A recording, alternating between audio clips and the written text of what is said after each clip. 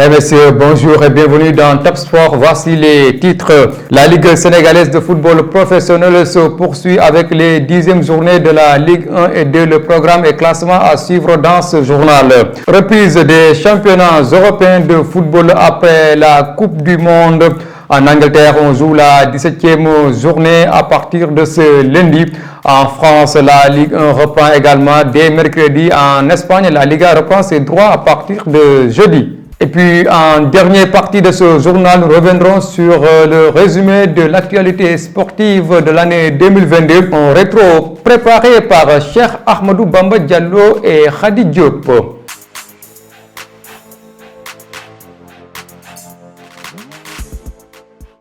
La Ligue sénégalaise de football professionnel se poursuit avec les 10e journées de Ligue 1 et 2. Ce samedi, Linguère croise la Sonacos à 16h30. L'AS Pikine défie le Stade de Mbour. Lundi, Djambar reçoit Seneps, Dakar Sacré-Cœur accueille l'AS Douane et puis Génération Foot se déplace à l'US Gorée. Guédiawaye FC, leader, se déplace sur la pelouse de Teungueth FC. Casa Sport, deuxième, reçoit le Jaraaf. Au classement, Guédiawaye est leader avec 17 points. Le Casa Sport, deuxième avec le même nombre de points. Au bas du classement, on retrouve Seneps Excellence de Thiès, 3 points et l'AS Douane avec 6 points. En Ligue 2, on joue également la 10e journée ce samedi. Voici le programme. Cœur Major défie Thiès FC. Mbour Petite Côte se déplace sur la pelouse d'Azel. L'US Wakam accueille HLM Amitié, reçoit Duc. Lundi, Demba Diop accueille Oslo FA. Au classement, Amitié FC est leader avec 18 points, suivi de Azel 17 points. Dans la zone rouge, on retrouve le Port avec 5 points et Cœur Major avec 6 points. Pour rappel, une trêve des championnats de Ligue 1 et de Ligue 2 de football sera observée au terme de la 11e journée. Cette trêve va se prolonger pour toute la période de la participation de l'équipe nationale locale au championnat d'Afrique des Nations 2023 qui se déroulera en Algérie à partir du 13 janvier prochain. Parlant de CHAN, l'équipe nationale locale s'est inclinée mercredi dernier face au Maroc par 1-0 en match de préparation. Auparavant, les Lions avaient fait match nul avec l'Algérie, 2 buts partout. Malgré ces 2 matchs sans victoire, le sélectionneur Pape Thiaw avait indiqué qu'il était satisfait des prestations de ses protégés. Reprise des championnats européens de football. En Angleterre, on joue la 17e journée de Premier League. À partir de ce lundi, Brentford reçoit Tottenham, Crystal Palace accueille Fulham, Wolves se déplace sur la pelouse d'Everton, Newcastle défie Leicester, Southampton accueille Brighton, Aston Villa reçoit Liverpool, Arsenal, le leader, accueille West Ham. Mardi 27 décembre, Chelsea d'Edouard Mendy reçoit Bournemouth, Manchester United accueille Nottingham Forest de Sékou Kouyaté et puis mercredi, Leeds United reçoit Manchester City. La Liga espagnole reprend également à partir de ce jeudi 29 décembre prochain. En France, la Ligue 1 reprend dès ce mercredi 26 décembre. La Serie A et la Bundesliga reprennent à partir de l'année prochaine en janvier 2023. À présent, rétro 2022 préparé par Cheikh Ahmadou Bamba Diallo et Khady Diop. Suivons le récit.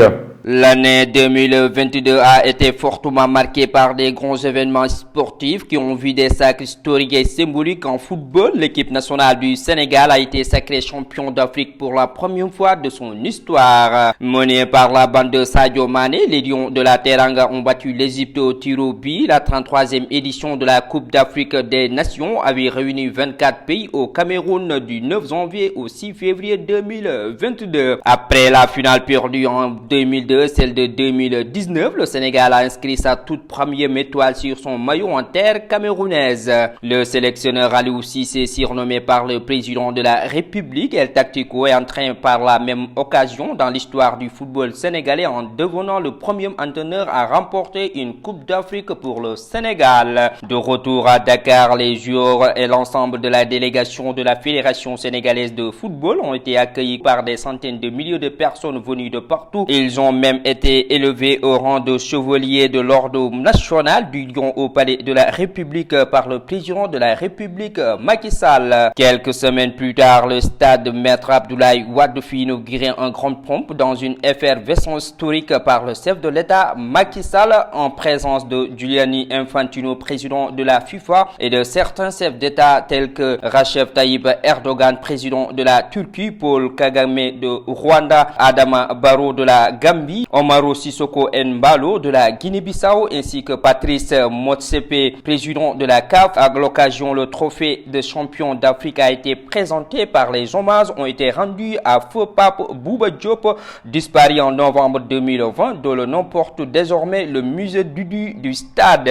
Quelques semaines après, le Sénégal se qualifiait à la 22e édition de Coupe du Monde Qatar 2022 en battant une nouvelle fois l'Égypte de Mohamed Salah dans le nouvel bijou de Maître Abdoulaye Wade. En football local, le Casa Sport a été sacré champion de la Ligue 1 sénégalaise. Le club fagnon de Ziguinchor a réalisé le doublé en remportant également la Coupe de la Ligue. En Ligue 2, Sonacos a été sacré champion. Les Julets ont retrouvé la Ligue 1 avec leur dauphin de la saison dernière, Stade de Mbour.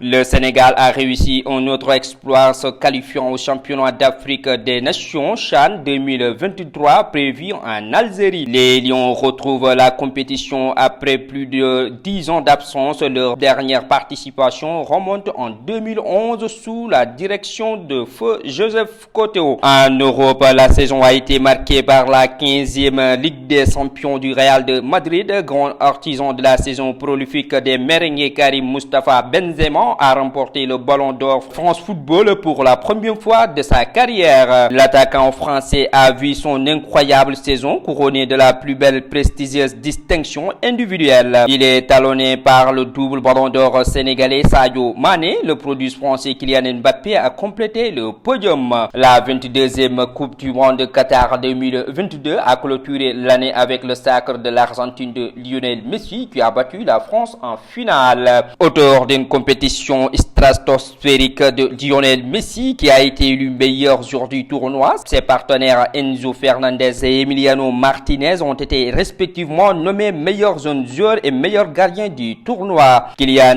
Mbappé a remporté le prix des meilleurs buteurs avec 8 réalisations. L'Albi Céleste remporte ainsi sa 3e Coupe du Monde après 36 ans d'attente. La première de Lionel Messi, la Pulga complète son palmarès avec ce trophée. Le Maroc a également réussi un exploit lors de cette Coupe du Monde en y sont dans le dernier carré. Les Lions de l'Atlas sont devenus la première équipe africaine à atteindre ce niveau en phase de finale de Coupe du Monde. Ils ont fait mieux que le Cameroun en 1990, le Sénégal en 2002 et le Ghana en 2010. Le Sénégal, orphelin de Sadio Mané, forfait en dernier moment pour blessure, n'a pas réussi à faire autant en 2002, mais les Lions ont fait mieux qu'en 2018 en atteignant les 8e de finale pour la 3e participation en mondial. Les champions d'Afrique en titre à cause de ce parcours au mondial ont perdu la première place africaine au classement pour la première fois depuis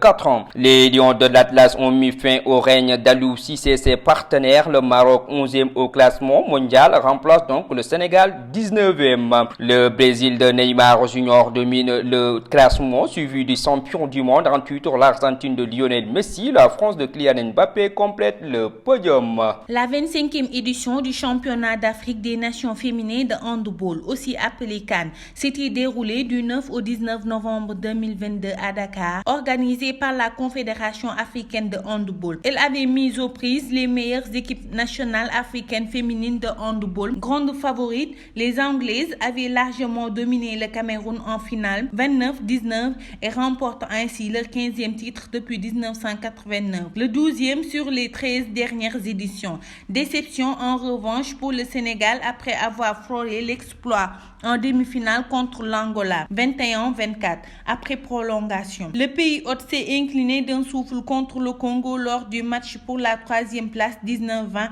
et termine au pied du podium. Les deux équipes ont cependant décroché leur billet pour le championnat du monde 2023 en compagnie des deux finalistes. En basket, les étudiants du Dakar Université Club Duc avaient remporté la finale de la Coupe du Maire devant l'AS Pikine de Dakar sur le score de 70 77-59. Après avoir remporté le premier trophée historique en Coupe du Sénégal, quelques jours plus tard, ils ont enchaîné devant la Jeanne d'Arc. Dakar Université Club avait réalisé le doublé en s'offrant la Coupe du Maire contre l'AS Ville de Dakar au Stadium Marius Ndiaye. Au final, la Duc finit en beauté la saison, surtout après avoir perdu la finale des playoffs du championnat contre l'AS Douane. Mesdames et messieurs, c'est la fin de Top Sport. Merci de l'avoir suivi. L'information continue sur www.madarpost.com et sur Madar TV. Excellente suite des programmes.